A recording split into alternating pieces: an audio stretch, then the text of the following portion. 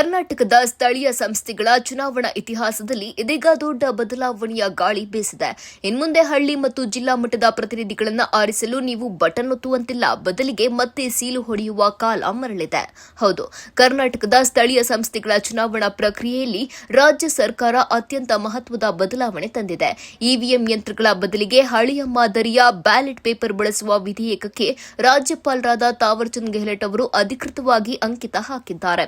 ಇದರೊಂದಿಗೆ ಕರ್ನಾಟಕ ಗ್ರಾಮ ಸ್ವರಾಜ್ ಮತ್ತು ಪಂಚಾಯತ್ ರಾಜ್ ತಿದ್ದುಪಡಿ ಕಾಯ್ದೆ ಈಗ ಜಾರಿಗೆ ಬಂದಂತಾಗಿದೆ. ತಂತ್ರಜ್ಞಾನಕ್ಕಿಂತ ಜನರ ವಿಶ್ವಾಸವೇ ಮುಖ್ಯ ಎನ್ನುವುದು ಸರ್ಕಾರದ ಸ್ಪಷ್ಟ ನಿಲುವು. ಇವಿಎಂ ಯಂತ್ರಗಳ ವಿಶ್ವಾಸಾರ್ಹತೆ ಬಗ್ಗೆ ಸಾರ್ವಜನಿಕರಲ್ಲಿರುವ ಸಂಶಯಗಳನ್ನು ನಿವಾರಿಸಲು ಮತ್ತು ಪಾರದರ್ಶಕತೆ ಬರಲು ಈ ನಿರ್ಧಾರ ಕೈಗೊಳ್ಳಲಾಗಿದೆ ಎಂದು ಸರ್ಕಾರ ತಿಳಿಸಿದೆ. ಆದರೆ ಈ ನಿರ್ಧಾರ ರಾಜಕೀಯ ವಲಯದಲ್ಲಿ ಭಾರೀ ಸಂಚಲನ ಮೂಡಿಸಿದೆ. ಬಿಜೆಪಿ ಇದನ್ನ ಪ್ರಗತಿ ವಿರೋಧಿ ನಡೆ ಎಂದು ಟೀಕಿಸಿದರೆ, ಆಡಳಿತಾರೂಢ ಕಾಂಗ್ರೆಸ್ ಸರ್ಕಾರ ಮಾತ್ರ ಪಾರದರ್ಶಕ ಚುನಾವಣೆಗಾಗಿ ಬ್ಯಾಲೆಟ್ ಪೇಪರ್ ಅನಿವಾರ್ಯ ಎಂದು ಪ್ರತಿಪಾದಿಸಿದೆ. ಈಗಾಗಲೇ ರಾಜ್ಯ ಚುನಾವಣಾ ಆಯೋಗವು ಸಿದ್ಧತೆಗಳನ್ನು ಆರಂಭಿಸಿದ್ದು, ಮುಂಬರುವ ಗ್ರೇಟರ್ ಬೆಂಗಳೂರು ಪ್ರಾಧಿಕಾರ ಸೇರಿದಂತೆ ವಿವಿಧ ಪಂಚಾಯತ್ ಚುನಾವಣೆಗಳು ಮತಪತ್ರಗಳ ಮೂಲಕವೇ ನಡೆಯಲಿದೆ.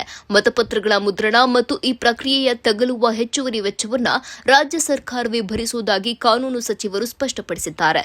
ದಶಕಗಳ ಕಾಲ ಇವಿಎಂ ಮೂಲಕ ನಡೆಯುತ್ತಿದ್ದ ಚುನಾವಣೆಗಳು ಮತ್ತೆ ಹಳೆಯ ವ್ಯವಸ್ಥೆಗೆ ಮರಳುತ್ತಿರುವುದು ರಾಜ್ಯ ರಾಜಕಾರಣದಲ್ಲಿ ಹೊಸ ಚರ್ಚೆಯನ್ನ ಹುಟ್ಟುಹಾಕಿದೆ.